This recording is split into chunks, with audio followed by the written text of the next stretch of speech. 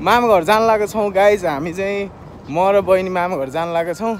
म चाहिँ रुमबाट खानासाना खाएर सब काम भ्याएर आइसक्यो। अब बहिनीलाई भेट्छु अनि हामी दुईजना चाहिँ मामा घरतिर गइन्छ होला। Let's see. हेलो गाइज, ल अहिले चाहिँ हामी ठ्याक्क अमरसिंह चोकमा छौँ। गाडी पनि पाइसक्यौँ। हेलो गाइज, अहिले चाहिँ हामी अमरसिंहबाट हिँड्न लागेको छौँ। गाडीमा बहिनी बसिसक्यो। Okay let's see. बाटोको सिनहरू नि हेर्दै जाउँ ल है। हस् त। अमरसिंह हो गाइज यो। ल गाइज, म चाहिँ बसमा चढिसकेँ। बहिनी र मम्मी यहाँ हुनुहुन्छ। ओके बाटोको सिनहरू देखाउँछु म तपाईँलाई है। गाउँघरको दिदीहरू यहाँ आएर दिनभरि घाँस काटेर गाडीमा हालेर लिएर गएर फेरि गाडीबाट झारेर अनि उहाँहरूको गाई बस्तुलाई खुलाउनुहुन्छ। ल है त गाइज, गाउँमा बस्ने मान्छेले कतिसम्म स्ट्रगल गरेको छ यो एउटा सानो भिडियो हेरेर पनि तपाईँले थाहा पाउन सक्नुहुन्छ। लेट्स सी अगाडिको सिनहरू हेरौँ है अब फेरि।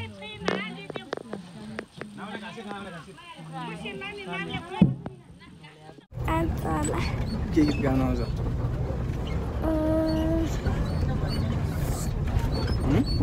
कुन गीत भन्दा? ल नानुले गीत गाउनुला है। ए साथी। ए साथी? त्यो फेरि अलिअलि आउँछ। कुन भन त? सुशान्तको। एउटा। सुशान्त केसीको? हजुर। कसको गीत? एउटा आँखा। एउटा आँखा भन्ने? एउटाको गाडी कसैतिर अर्का छ भने उतिर कुर्दा कुर्दै भयो 10:30 आज पनि आएन माया बस फोन गरेको फोन पनि लागेन अहिलेसम्म मायाले आएन कुर्दा कुर्दै भयो 10:30 आज पनि आएन मायाले बस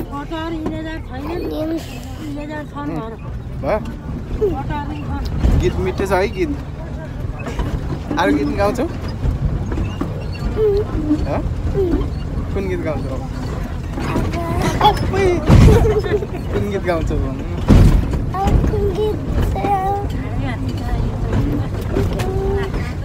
कुन गीत गाउँछौ भन्नु?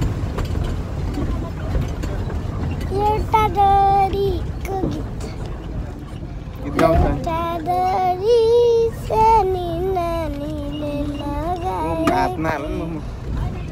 सेनीले लगाएकी मनै कुरे लाउरे दाइले कति नै कुरेर त्यो आकाशको बानी नै मिठो अनि एउटा त्यो आकाशको बानी नै मिठो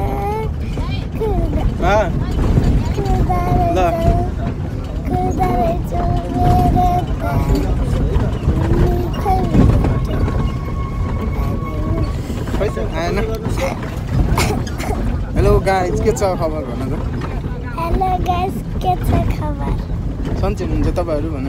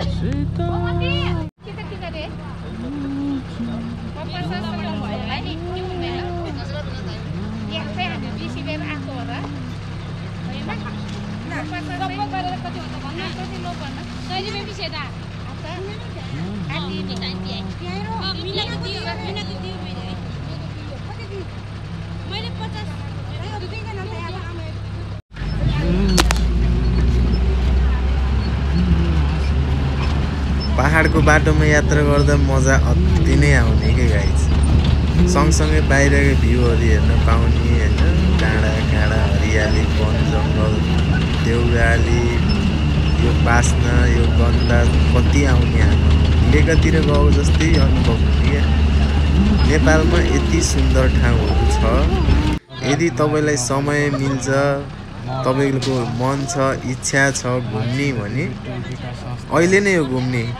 पछि तपाईँलाई समयले साथ देला, जवानीले साथ नदेला, कोही बेला जवानीले साथ देला, समयले साथ नदेला, तर पनि दुवैलाई मिलाएर तपाईँ आफ्नो टाइम निकालेर कुनै ठाउँको यात्रा गर्नुहुन्छ भने अति नै बवाल के भनौँ अब अति नै राम्रो लेसन सिक्न पाउनुहुन्छ। तपाईँहरूले हरेक यात्राबाट एउटा न एउटा पाठ सिकिरहेको हुन्छ मान्छेले। त्यसैले यात्रामा बाँच्न सिकौँ, यात्रा गरौँ, म त यही भन्छु है त। यहाँ आन, यता हेर भन्नु नि दाइ।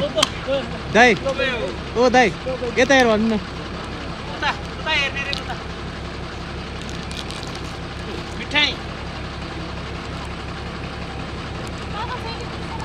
दुईटा हात थाप्न, दुईटा हात थाप्नुपर्छ।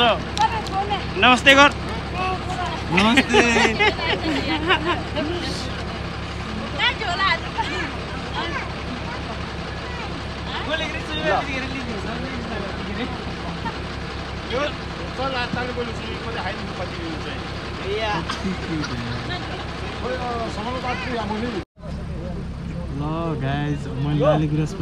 लाली गुराँस पनि पाइसकेँ गाइज मैले। यहाँ दाइले मलाई दिनुभएको लाली गुराँस।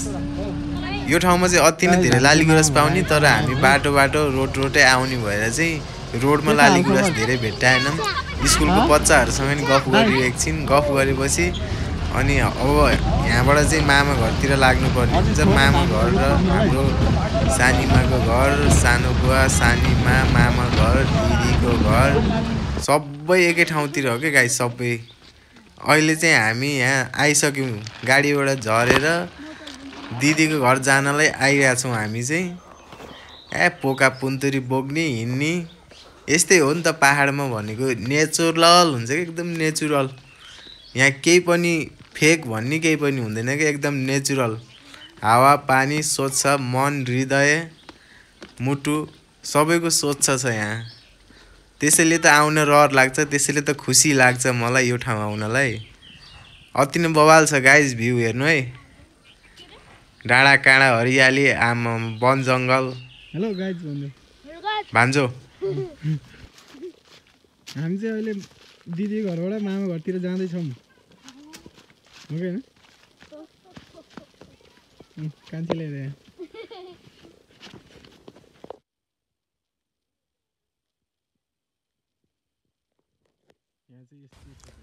अहिले चाहिँ दिदीको घरबाट हामी मामा घर जाने तर्फमा बिचमा एउटा स्कुल छ। त्यो स्कुलको भ्यू हो यो चाहिँ। स्कुल आउन लागेको छ। अब स्कुल आउन लागेको बेलामा मैले भिडियो बनाएको हो यो चाहिँ। यहाँ चाहिँ यति राम्रो छ मौसम गाइज होइन, यति राम्रो छ हावा पानी आमामा। गर्मी मौसममा चाहिँ एकदम बस्नै पर्ने ठाउँ क्या, बस्नै मन लाग्ने के। यो चौतारीमा बस्नुभयो भने तपाईँ 10 मिनट मात्रै बस्नुभयो भने यति शान्त फेला पार्नुहुन्छ, यति शान्त आमामा। यहाँबाट यो पुरै यो धजा पत्ता टाँगेको छ नि भन्नाले यसले लोभ्याउँछ कि सिन पनि यत्तिकै राम्रो देखिन्छ। अब यतापट्टि हेर्नु न, यतापट्टि नि यस्तो बवाल सिन छ यहाँ, तर मेरो क्यामेराले कैद गरेन थोरै होइन। अलि फास्ट गरेछु मैले चाहिँ। यो बेलुकातिर हो क्या, यो त्यस्तै 5 बजे 5:30 बजे त्यस्तै भइसकेको थियो। अनि जाँदाखेरि चाहिँ रात पर्न लागिरहेको थियो। अनि हेर्ने भन्दा नि हामीलाई चाहिँ छोटो समयमा धेरै मान्छेसँग कुराकानी गर्नुपर्ने थियो। मामा घरमा फेरि अब सबैलाई भेट्नुपर्ने हुन्छ नि त, गएपछि सबैलाई भेटौँ भन्ने हुन्छ। यो स्कुल यो अहिले देखिराख्नु भएको चाहिँ यो चाहिँ स्कुल हो गाइज। यो चाहिँ गोर्जेको स्कुल हो। यो स्कुलमा पहिला यति धेरै मान्छे हुन्थे, तर अहिले स्कुलमा विद्यार्थी भनेको जम्मा 150 जना छन् रे के। 1 कक्षादेखि 12 कक्षासम्म छ यहाँ। 12 कक्षासम्ममा जम्मा 150 जना विद्यार्थी छन् यहाँ। अहिले गाउँको स्कुलहरू यति साह्रै लोप भइसक्यो कि मान्छेहरू सबै बजारतिर लागे। त्यसैले गाउँको स्कुललाई हेला नगरौँ, यदि तपाईँहरू पनि गाउँमा हुनुहुन्छ भने आफ्नो छोराछोरीलाई बजारमा नपठाई गाउँमै पढाउँ, गाउँमै विकास गरौँ भन्छु म चाहिँ है। यही नै हो गाइज मेरो भनाइ। यो बेलाको मोमेन्टहरू पनि बिर्सिन नसक्ने छ। मामा घरतिर गइयो, भान्जीहरूसँग फोटो खिचियो, हजुरआमासँग फोटो खिचियो, सबैजनालाई भेटियो, खुसी लाग्यो। यसरी नै सधैँभरि सबैजना खुसी भएको देख्न पाऊँ। म एउटा कुरो भन्छु लास्टमा होइन, तपाईँलाई आफू एकजना मात्रै छु जस्तो लाग्छ होला, तर तपाईँसँग धेरै मान्छे जोडिएको हुन्छन् के। कहिले पनि एक्लो छु नभन्नु होला है त। त्यसैले आफू स्वस्थ रहौँ, खुसी रहौँ, बाँचौँ जिन्दगी। हेलो गाइज, हामी चाहिँ फर्किँदा अहिले गफ गर्दा अझै मामु घर पुगेको छैनौँ। रात परिसक्यो, अब रात पर्छ गफ हुन्छ। भोलि बिहान हामी जाँदाखेरि फेरि भोलि बिहान मर्निङसम्म भेटौँला है त। Hello guys, good morning. आज चाहिँ बिहान त्यही 7:30 भयो होला। हामी घरबाट हिजो बस्यो, गफसफ गरियो, खानासाना खाइयो, सुत्यो। बिहान 6 बजे नै उठ्यो, फ्रेस भयो, फेरि खाजा खाइयो, अनि अब चाहिँ हामी पोखरातिर लागेको। ओके, यहाँसम्म हेरेर साथ दिनुभएकोमा धेरै धेरै धन्यवाद। र मेरो नयाँ भिडियोहरू नै आउनेवाला छ, हेरिदिनु होला, सब्सक्राइब गरिदिनु होला है। Okay, have a nice day.